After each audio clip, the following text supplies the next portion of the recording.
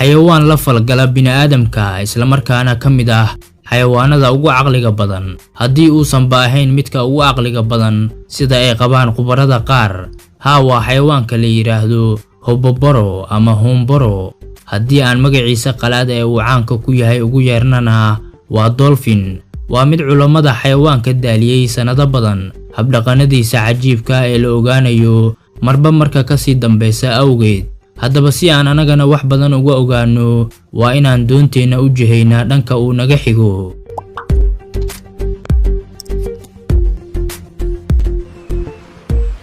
sida guud dolphinku wuxuu ka mid yahay xayawaanada naasleyda ee biyaha ku nool wuxuuna ka kooban yahay ilaa 40 nooc oo dolphins la isku yiraahdo.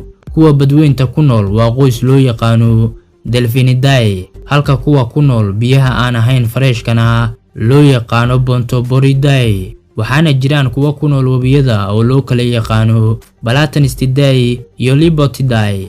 dolphinku wuxuu ka mid yahay naasleyda dhiiggiisuna waa kulul yahay sida naasleyda kale ayuuna u dhalaa.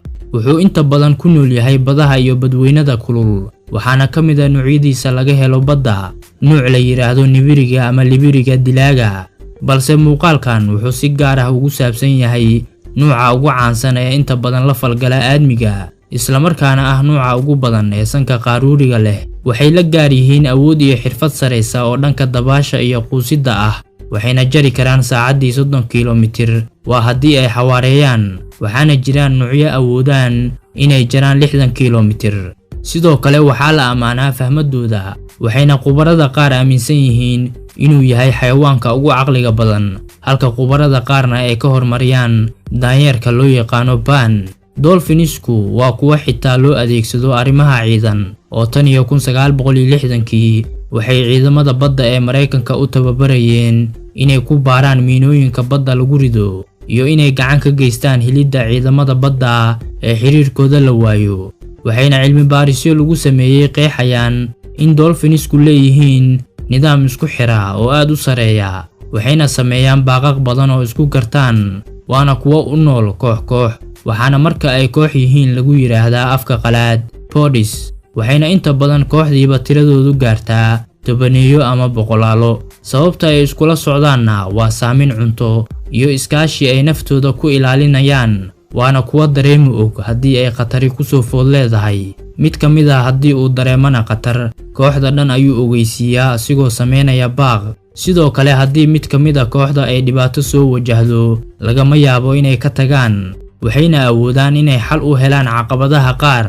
cadowgooda koowaadna waa libaax badeedka waxayna u nool yihiin koox sidaas daraaddeedna waa ay ku adag tahay inuu libaax badeedku wajaho. waxayna leeyihiin dolphinsku awood jir ahaaneed oo gooniya ayagoo awooda dhaawacii soo gaaraa inay kaga bogsoodaan muddo aad u yar. maqaarka kore ee jirkoodana 2 saac walba dib u habeen ayuu isku sameeyaa si uu isaga yareeyo sunta. had iyo jeeraale culimada ku howlan nolosha xayawaankan waxay sheegaan xogo cusub oo ku saabsan sida inay isa salaamaan iyo inay leeyihiin raadeer dabiici ah oo u sheega halka ay ka heli karaan cuntadooda. waxay leeyihiin ilko laakiin ma ahan ilka ay wax ku ruugaan waxayna ku qabsadaan oo kaliya kalluunka ama argoosatada waa ayna wada liqaan ayagoo aan ruugin maxaa yeelay waxay leeyihiin dheefshiid xooggan oo dhanka caloosha ah.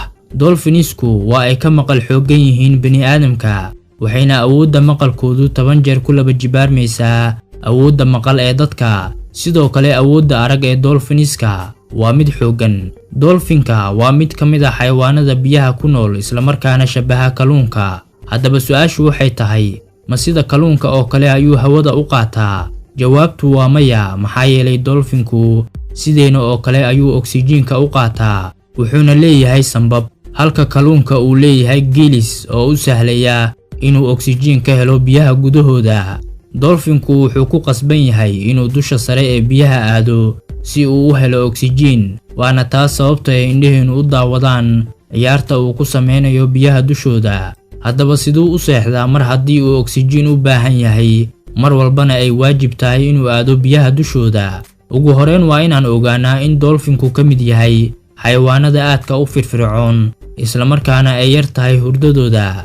kolka uu hurdayana qayb ka mid ah maskaxdiisa ayaa hurda halka qaybta kalena ay soo jeedo wuxuuna kolkaasi biyaha kala soo baxaa qaybta kore asigoo ay hal il u furan tahay. qaybta maskaxda iyo ishii hurdayna waxay bedelaan haddana qaybta kale ee maskaxda iyo ishii soo jeeday. yacni hurdada dolphinku waa mid shifti ah, waa mid bini'aadamka siyaabo kala duwan u badbaadiya. waxaana la diiwaan geliyey dhacdooyin badan oo uu dolphinku ku badbaadiyey dad iyo noolayaal kaleba, sida ka dhacday badda cas 1996 iyo dhacdo kale oo ka dhacday dalka New Zealand 2005. laakiin maanta noocyo ka mid ah dolphinka ayaa ku dhow inay dabar go'aan maadaama si aad ah loo ugaarsaday isla markaana la wasaqeeyay biyaha webiyada qaar.